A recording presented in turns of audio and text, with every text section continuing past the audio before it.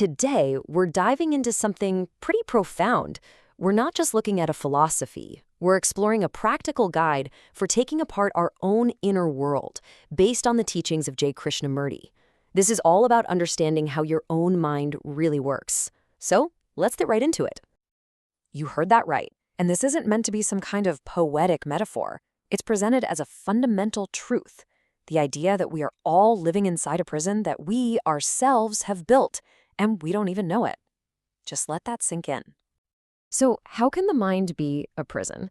Well, it's built from the very stuff of your life, all your memories, your beliefs, your hopes for the future. And here's the real twist. You are both the prisoner and the prison guard, walking the halls of a cell that you constructed. Now, a lot of us try to make this prison more comfortable. We turn to traditional motivation, positive thinking, self-help guides. But according to Krishnamurti, that's just like painting the prison walls gold. It's a painkiller. It makes you feel better for a little while, but you're still locked up. What he offers is something totally different. It's not a painkiller, it's surgery. It's meant to get to the root of the problem and remove it for good. Just look at the building blocks of this prison. Every memory you have, every belief you've been taught, all your conditioning from childhood, every ambition you're chasing, these aren't just thoughts. He says these are the actual bricks and bars of your cell. We are trapped by what he calls the known, everything we've gathered throughout our lives. This is such a perfect way to put it, isn't it? Our minds just played the same old tracks over and over and over again. The same worries, the same reactions, the same hurts. The result is that we're not really living in the present moment. We're actually living in an echo of our past, and that echo distorts everything we see right now. Okay, so if the prison is built from the known, it follows that the only escape is freedom from the known. Think of this less as a complicated philosophical idea and more like a factory reset for your mind, a way to wipe the old, glitchy software that's been running your life. Now, let's be super clear. This does not mean getting amnesia or forgetting who you are. It means you are no longer a slave to your psychological baggage. Imagine what it would be like to wake up and see the world without the filter of yesterday's failures or successes, to experience every moment with completely fresh eyes. And this is something you can see for yourself. When you meet someone new, are you really seeing them, or are you immediately comparing them to someone from your past, judging them based on an old experience? We see everything through this filter of what we already know, and that forces us to label and judge, which completely prevents us from truly understanding. So, if freedom from the known is our destination, how in the world do we get there? What's the actual practical tool? Krishnamurti offers something he calls choiceless awareness, and he describes it as the master key to the whole prison. Before we break that down, just think about this for a second. When a strong feeling comes up, like anger or anxiety or jealousy, what's your first instinct? What do you usually do to try and handle it? For most of us, it immediately becomes an internal fight, right? We try to control our thoughts. We struggle against our feelings. We label some as good and try to force them, and we label others as bad and try to suppress them.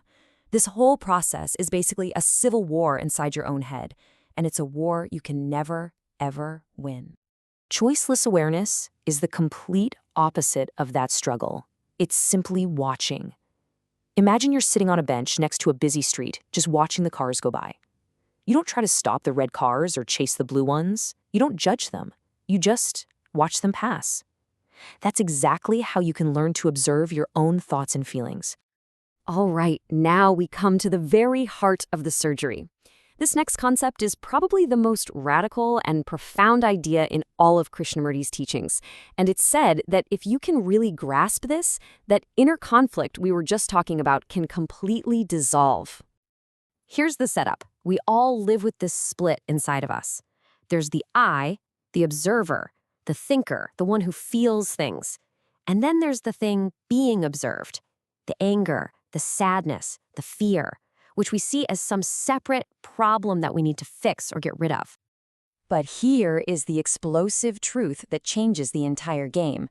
The observer is not separate from what is being observed. The thinker is not separate from the thought.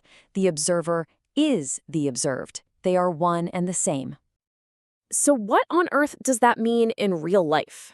It means when the feeling of anger is there isn't a separate you who is feeling angry. You are the anger. The feeling and the feeler are the same exact phenomenon. That sense of separation, that I who is watching, is just an illusion created by thought. And once you truly see this unity, something incredible happens. The inner war just stops because there's no one left to fight. There's no longer an I trying to control or destroy a feeling. All the energy you were wasting on that conflict is freed up, and the emotion, when it's seen completely without a separate observer, simply dissolves. So, what does a life lived with this kind of understanding actually look like? When those prison walls come down, how does a person really function in the world? Let's take a look at what changes. Your entire relationship with reality begins to shift. Relationships are no longer based on attachment and what you can get from someone, but on a state of love that doesn't demand anything back. Work stops being about climbing some ladder of ambition and becomes a joyful way to express your energy. Even something as big as the fear of death can transform. Because when you learn to die to the past in every single moment, the final end isn't so terrifying. You just live, completely, right now. Now, here is a really critical warning that comes with all of this. Krishnamurti insisted that nobody can give you the truth. There's no system, no 10-step plan, no authority or guru who can hand you freedom. You absolutely have to be your own light. What this means is that you have to question everything, including everything you've just heard. Don't just believe it. You have to investigate it for yourself. Test it in the laboratory of your own daily life. The moment you start to follow someone else's path, you stop finding your own. So, we've laid out the map, but you have to remember, the map is not the territory. The ideas have been shared, the key has been described, but the actual work of turning that key in the lock of your own mind, that's a journey only you can take. And so, this all comes down to one final question. Following systems, gurus, beliefs, they can feel like psychological crutches. They offer comfort, sure, but they also prevent you from learning to walk on your own 2 feet. Real freedom requires the courage to throw those crutches away. So the question is, are you ready?